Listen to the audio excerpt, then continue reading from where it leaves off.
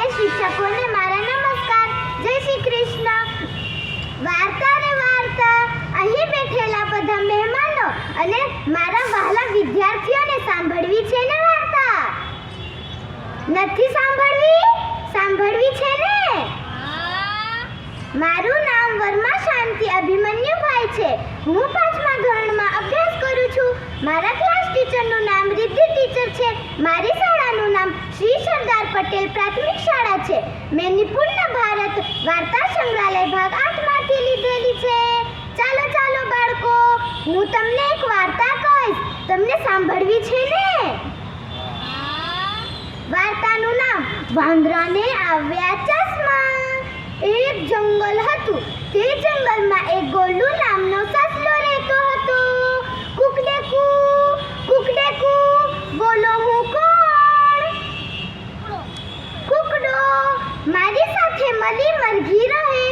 એક ઝાડ ઉપર મોટી પૂંછડી વાળો કોણ રહેતો હશે? મોન્ટુ વાંદરો. આગળના તળાવમાં કન્નુ કાચબો રહે. બધા પાસ પાસ જ રહે એટલે પાડોશી જ કહેવાય, ખરું ને? ગોલુ સસલાને તો મોબાઈલ જોવું ખૂબ જ ગમે. એક દિવસ તેનો ભાઈબંધ મોન્ટુ વાંદરો આવ્યો અને કહે, અલ્યા ગોલુ, ચાલને આપણે મોબાઈલ લેવા જઈએ.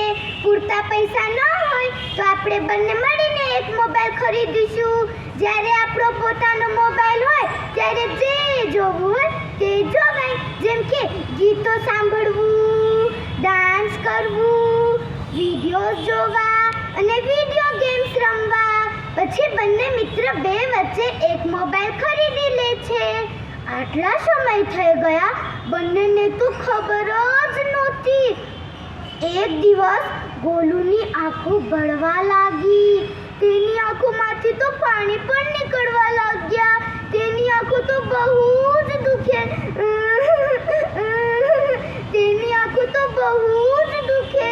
એટલે મોન્ટુએ કહ્યું, ચાલ ચાલ ગોલુ, આપણે ડોક્ટરને બતાવી આવીએ. પછી બંને મિત્ર ડોક્ટર પાસે ગયા. તમને ખબર છે ડોક્ટર કોણ હતા? ડોક્ટર એક હાથી દાદા હતા. તેમણે ગોલુની આંખો તપાસી અને કહ્યું, ઓલ્યા ગોલિયા, તું શું કરે છે? તું દરરોજ મોબાઈલ જ જોયા કરસ કે? એટલે જ તો તારી આંખોમાં નંબર આવી ગયા છે. હવે તો તને દૂરનું ઝાંખું દેખાતું હશે, ખરું ને? ગોલુ કહે, હા દાદા, મને દૂરનું ઝાંખું દેખાય છે અને આંખો પણ બહુ બળે છે. દાદા, હવે શું થશે? દાદા કહે, હવે શું થશે? તને તો મોટા મોટા કાચવાળા ચશ્મા પહેરવા પડશે. પછી હાથી દાદા તેને મોટા મોટા કાચના ચશ્મા પહેરાવી દીધા અને કહ્યું, હવેથી મોબાઈલ જોવાનું ઓછું કરી નાખજે, નહીં તો તને તો દેખાતું પણ બંધ થઈ જશે. પછી બંને મિત્ર જંગલમાં ગયા. ત્યાં તો તેને બધા પ્રાણીઓ જોઈ રહ્યા. જોને ગોલુ શું પહેર્યું છે, જોને ગોલુ શું પહેર્યું છે. બધા એકબીજા સાથે કહેવા લાગ્યા. પછી એક પ્રાણીએ કહ્યું, અર, ગોલુએ તો મોટા મોટા કાચના ચશ્મા પહેર્યા છે. જરૂર તેને મોબાઈલ જોવાથી જ ચશ્મા આવ્યા હશે. પછી ગોલુએ સૌના વડીલોને કહી દીધું અને વડીલોને તેમના નાના નાના બચ્ચાઓને કહી દીધું કે હવેથી મોબાઈલ જોવાનું ઓછું. આપણે મોબાઈલ જોઈએ તો આપણી આંખોમાં નંબર પણ આવી શકે છે. ક્યારેક તો દેખાતું પણ બંધ થઈ જશે. આવી જ રીતે કોક બાળકો આવી રીતે કરે કે શાળાએથી આવીને બેગ ઘા કરી મોબાઈલ લઈને બેસી જાય. આપણે આવું કરાય? બોલો બોલો બાળકો, આપણે આવું કરાય?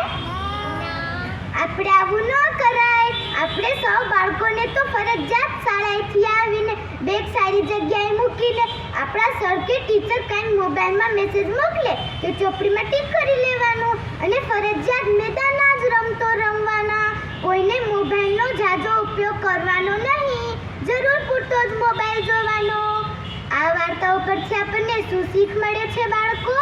આ વાર્તાઓ પરથી આપણને એ શીખ મળે છે કે મોબાઈલ તૂટે એ તો આપણે નવો લઈ શકીએ, પણ આપણી આંખો જાય તો નવી લઈ શકીએ નહીં. અને સાથે સાથે આપણને ગોલુના જેવા ચશ્મા ન પહેરવા હોય તો આપણને લીલા શાકભાજીઓ ખાવા પડે, જેમ કે મેથી, ગાજર, રીંગણ અને આમળો.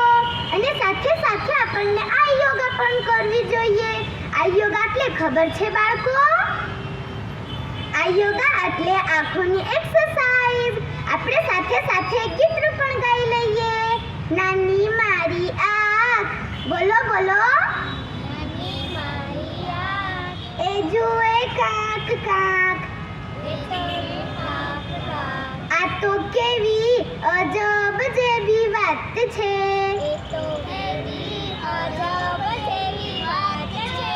એ તો કેવી અજબ જેવી વાત છે. એ તો કેવી અજબ જેવી વાત છે. Thank you.